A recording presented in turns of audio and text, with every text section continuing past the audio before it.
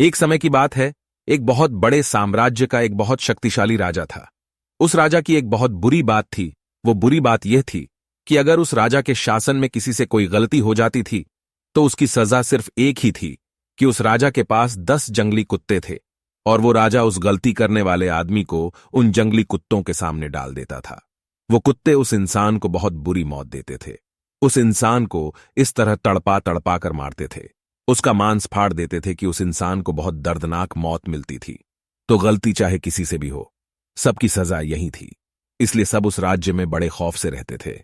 तो एक बार उस राज्य के महामंत्री से एक भूल हो जाती है, एक गलती हो जाती है, और वो गलती हिसाब करने में होती है। अब वो महामंत्री राजा से माफी भी मांगता है कि मैं इतने सालों से काम कर रहा हूं, मुझसे हिसाब में कुछ गलती हो गई, मुझे माफ कर दीजिए। परंतु राजा बोलता है कि महामंत्री जी, आपको तो पता ही है कि हमारे राज्य में गलती की सिर्फ एक ही सजा है और वो सजा आपको भी मिलेगी। आप कुछ अलग नहीं है। अगर मैंने आपको छोड़ दिया तो प्रजा में बड़ा गलत संदेश जाएगा, इसलिए मैं आपको नहीं छोड़ सकता। अब महामंत्री को जब पता लगता है कि उसे भी वही सजा मिलने वाली है, कि उसे भी 10 जंगली कुत्तों के सामने डाल दिया जाएगा, तो वो राजा से बोलता है कि मेरी एक आखिरी इच्छा है। तब राजा उसे अपनी आखिरी इच्छा बताने को बोलता है।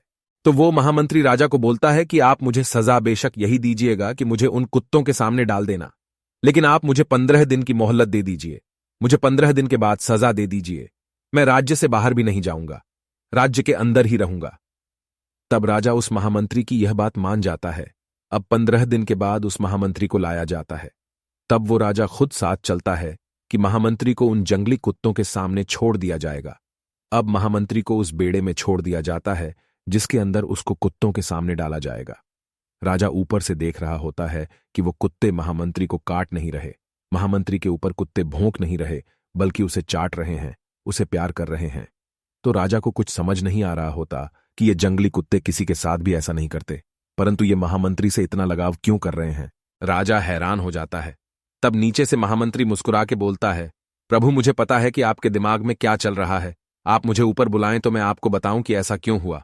राजा उसे ऊपर बुलाता है। महामंत्री को सभा में बुलाया जाता है और महामंत्री राजा के सामने आके खड़ा हो जाता है। तब वो महामंत्री बताता है कि जो आपने मुझे 15 दिन की मोहलत दी थी, उन 15 दिनों में मैंने इन कुत्तों की बहुत सेवा करी, इनके साथ एक रिश्ता बनाया, इनको नहलाया, इनको खाना खिलाया, इनके साथ मैं रहा, इनके साथ खेलते कूदते हुए हमारी दोस्ती हो गई।